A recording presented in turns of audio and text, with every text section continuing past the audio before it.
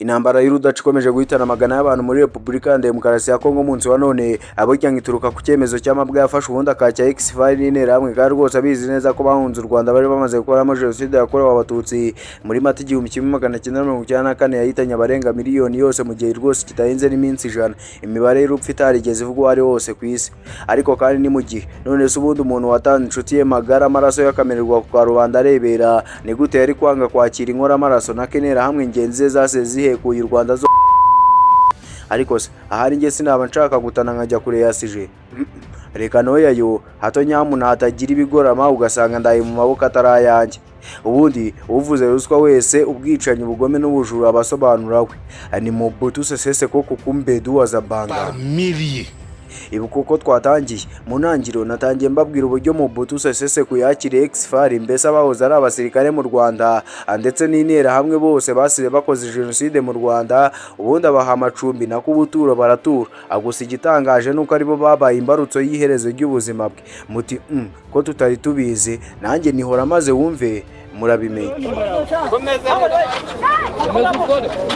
Uyu munsi tugiye kwinjana indani mbese rwagati mu masomero ya Repubulika ya Demokarasi ya Kongo, ibitabo byose dushyire hasi maze natwe twishakiyemo ibitabo mbarwa agusabira udusobanuye byuzuye amateka ya Mobutu Sese Seko Kukumbedu wa Zabanga watwaye Zaire imyaka irenga 32 kandi rwose agahitana ubuzima bw'abantu benshi byakoze umushumi kugeza na maginga. Gusa ariko nunyemerera waza kwinjoyinga cyane kandi wishimira uburyo uyu wigeze akaraka yaje guhirikwa n'abana b'abanyarwanda bafatanyije n'abanya-Uganda. Mutigabanya kubeshya ni gute se abanyarwanda n'abanya-Uganda barwana mu gihugu kitari icyabo? Nanjye ni niyo mpamvu nakusanyije aya makuru yose avuga aya mateka maze kuko mbibategura byimbitse mu kiganiro. Icyo usabwa no kureba iyi video ukageza ku musozo, kandi nyamuna nawe nkuhaye uburenganzira busesuye kugira ngo ibyo uzi kuri aya mateka ubidusangize. Ikibazo, inyunganizi n'igitekerezo byandike muri comment. Ntiwibagirwe gukora like, subscribe niba utarayikanda. Gusa ariko niba wishimira kandi ukaba ukunda kumva ibiganiro by'amateka, uyu niwo mwanya mwiza wo gukanda subscribe kubera ko amaze kugera ahantu hanya Human TV aho dukura amateka mu nyandiko maze tukagufasha kuyumva no kwibukiranya mu buryo bw'amajwi. Reba ko wakanda subscribe niba utarayikanda ikande maze ube mu muryango mugari wa Human TV. Je, Gisale Hasani, iyi Human TV bahaye ikaze. Hôpitaux, écoles, universités, édifices publics. À cela, il faut ajouter Mobutu Sese Seko ni umwe mu bayobozi bazwi cyane kandi batavugwaho rumwe mu mateka ya Afurika kuko yategetse igihugu cya Kongo imyaka irenga 30 yose. Yavutse ku wa 14 Ukwakira 1930 avukira Dar mu majyaruguru ya Kongo Belgique yakorenzwaga n'Ababiligi. Yavutse yitwa Joseph Deze Mobutu, akaba umuhungu wa Robert Beman wahoze ari umutetsi kabuhariwe w'umucamanza muri Kongo Mbirigi. Gusa waje kwitaba Imana ubwo Mobutu yari afite imyaka 8 gusa, ibyatumye arerwa na nyina wenyine witwaga Marie Madalena Yem. Nubwo babaga mu buzima butoroshye, Mobutu yagize amahirwe yo kugera mu ishuri kuko yize mu mashuri ya Kiliziya Gatolika, n'ubundi nayo yayoborwaga n'abapadiri b'Ababiligi. Niho rero yamenyeye Igifaransa neza kandi cyane, ururimi rwamufashije mu buzima bwe bwa politike nyuma.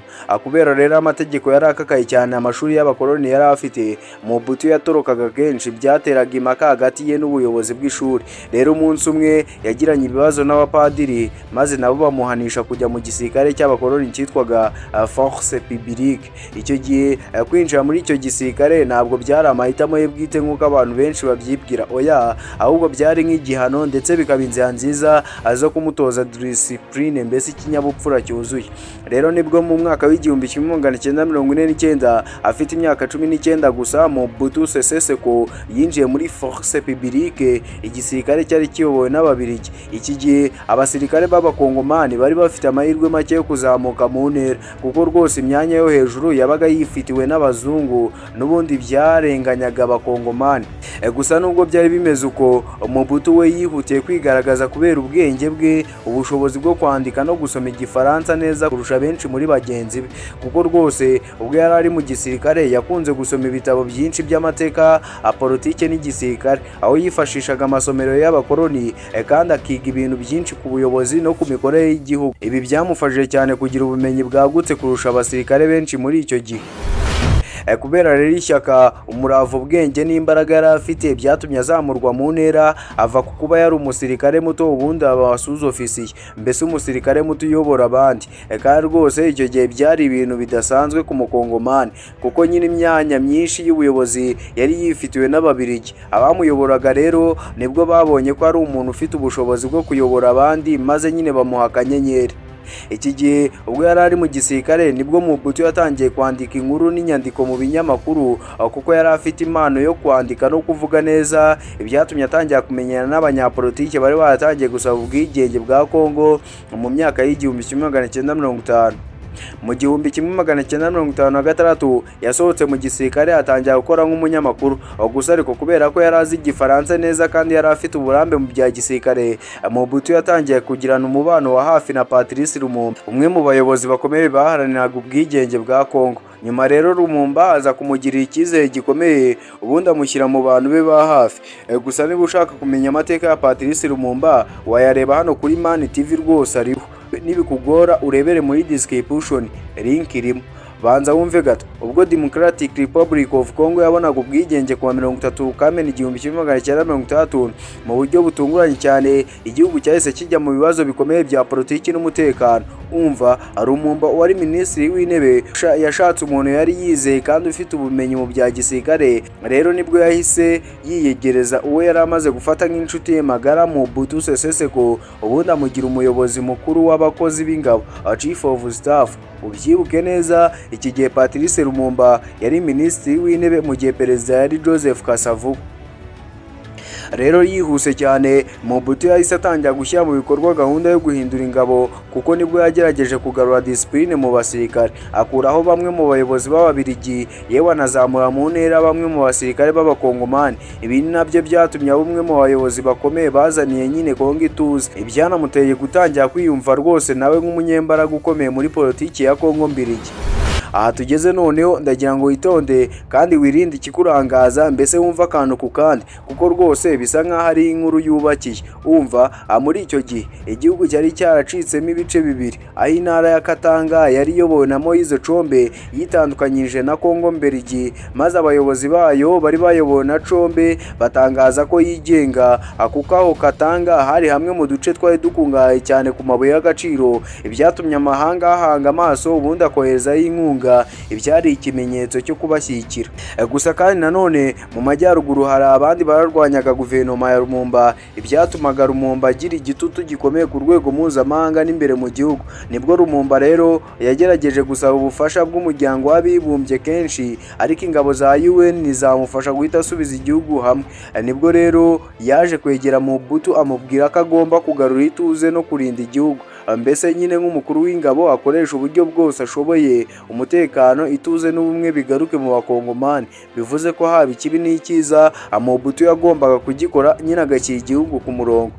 Kuwa 5 Nzeri 1960 nibwo Joseph Kasavubu wari perezida yatangaje ko yirukanye Patrice Lumumba ku mwanya wa minisitiri w'intebe, maze Lumumba nawe avuga ko perezida we nta bubasha n'ubu na buke afite bwo kumwirukana. Ibintu byateje umwuka mubi ukomeye mu gihugu. Mobutu rero nk'umuyobozi w'igisirikare yaje gufata icyemezo cyo guhagarika ayo makimbirane, avuga ko igisirikare gifasha ubutegetsi kugira ngo kigarure ituze. Ibi byabaye coup d'etat ya mbere ya Mobutu Sese Seko Mbendu wa Zabanga. Akimara rero gufata ubutegetsi, Mobutu yahise ashyira Lumumba mu kato, maze amubuza kugera ku butegetsi, ndetse anamugira imfungwa mu rugo rwe. Nibwo Patrice Lumumba yagerageje guhunga yerekeza mu burasirazuba bw'igihugu ashaka kujya Stanleyville muri Kisangani y'ubu, aho abari bamushyigikiye bari, maze ingabo za Mobutu ziramufata, ziramukubita ndetse ziranamufunga, ibyaje kumuviramo urupfu. Patrice Lumumba rero amaze gupfa, n'ubundi Joseph Kasavubu yagumye ku butegetsi aba perezida, ubundi Mobutu nawe akomeza kuba minisitiri w'ingabo. Gusa ariko haciyeho imyaka mike, mu 1965 ahirika Kasavubu, maze Mobutu aba perezida, ubundi ko ku butegetsi bw'igitugu butangira ubwo. Akimara gufata ubutegetsi, Mobutu yahise ashyiraho ubutegetsi bw'igitugu bushingiye ku gisirikare n'ububasha bwe bwite, kuko icyarimwe yari perezida, akaba umugaba mukuru w'ingabo, ndetse n'umuntu wari ufite ijambo rya nyuma kuri buri cyemezo cy'igihugu. Nibwo kandi yakuyeho uburyo bwa demokarasi isanzwe, maze ashyiraho ishyaka rimwe ryari rimushyigikiye ryitwaga Mouvement Populaire de la Révolution. MPR rikaba ryarabaye ishingiro ry'ubutegetsi bwe bwose. Mu ntangiriro z'imyaka y'igihumbi kimwe magana cyenda mirongo irindwi, Mobutu yatangiye gahunda yise Ententiste cyangwa ukuri nyako, mbese inkomoko. Aha yari agamije kugarura umuco nyafurika no gukuraho imiterere yose ifitanye isano n'abakoloni. Ni muri iyo gahunda rero nibwo yahinduye amazina y'abantu, imijyi n'igihugu bwacyo. Iki gihe icyari Kongo cyahindutse Zaire, Leopoldville hitwa Kinshasa, naho Stanleyville hitwa Kisangani, ndetse n'abandi bantu benshi basabwa kureka amazina y'abanyaburayi ahubwo bagasubira ku mazina y'umuco wabo. Ku bwa Mobutu ntibyari ugusaba, ahubwo byari ihame. Iki gihe kandi ni nabwo Mobutu yahinduye amazina ya Joseph, ubundi kuri Mobutu nk'iryari risanzwe yongeraho akazina ka Seseseko Kukumbedu wa Zabanga, kugira ngo nyine agaragaze imbaraga ze n'icyubahiro cy'ubuyobozi bwe, kuko nawe yari ashyigikiye igitekerezo cy'uko Afurika igomba kwiyobora mu buryo bwayo. Gusa mu bikorwa bye byari birimo kwiharira ubutegetsi. Mu gihe cy'ubutegetsi bwe, Mobutu yashyizeho ubuyobozi bukomeye bwo kugenzura abaturage, kuko polisi y'igihugu n'igisirikare byari bimufitiye icyizere cyuzuye, kandi inzego z'umutekano zari zishinzwe kugenzura abantu bose, kuko rwose iki gihe abanyapolitike batavugaga rumwe nawe barafungwaga, abandi bakajya mu buhungiro, mu gihe abandi bicwaga cyangwa bakaburirwa irengero burundu. Nubwo bivugwa ko Mobutu yari afite imishinga myinshi yo guteza imbere igihugu, gusa ubutegetsi bwe bwagiye burangwa cyane n'isesagura rikabije ry'umutungo w'igihugu. Iki gihe Zaire yari iri mu gihugu gikize ku mabuye y'agaciro nka diyama, imiringa na kobaliti, ariko ayo mafaranga menshi yinjiraga ntiyigeraga agera ku baturage uko bikwiye, ahubwo yagiye akoreshwa mu nyungu za bamwe mu bayobozi no mu muryango we wa hafi. Ku bw'ibyo rero nibwo mu mwaka w'igihumbi kimwe magana cyenda mirongo inani ubukungu bwa Zaire bwatangiye guhungabana cyane, maze ibigo bya leta birasenyuka, ibikorwa remezo birangirika, ndetse n'imishahara y'abakozi ba leta itangira kurimanganywa. Rero nibyo byatumye abaturage babaho mu bukene bukabije, mu gihe Mobutu we yakomezaga kubaho mu buzima bw'icyubahiro gihambaye, kuko yari afite imiturirwa y'amazu hanze no mu gihugu, indege n'imodoka byo byasaga nk'inda ku mutindi. Gusa ariko aha Mobutu yari afite abamushyigikiye mu mahanga, cyane cyane mu gihe cy'intambara y'ubukoloni Cold War. Aha ibihugu bimwe by'iburengerazuba byamufataga nk'umufatanyabikorwa ukomeye mu kurwanya ubukomunisiti muri Afurika, bityo bigakomeza kumuha inkunga nubwo igihugu cye cyari kiri mu bibazo bikomeye. Gusa umunyarwanda we yaritonze ati agatinze kazaza nta menyo ya ruguru, ngo kandi ngo burya uyise inkuba ntiyirinde imvura.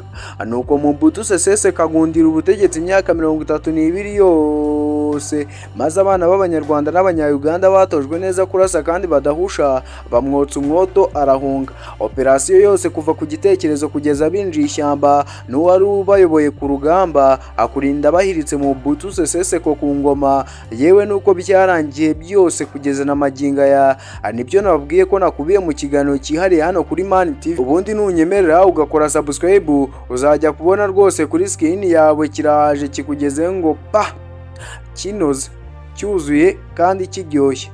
Niba tugeranye kuri uyu munota uri uw'agaciro, uri uw'icyubahiro, kora subscribe ukandi like, comment na share nibigukundira.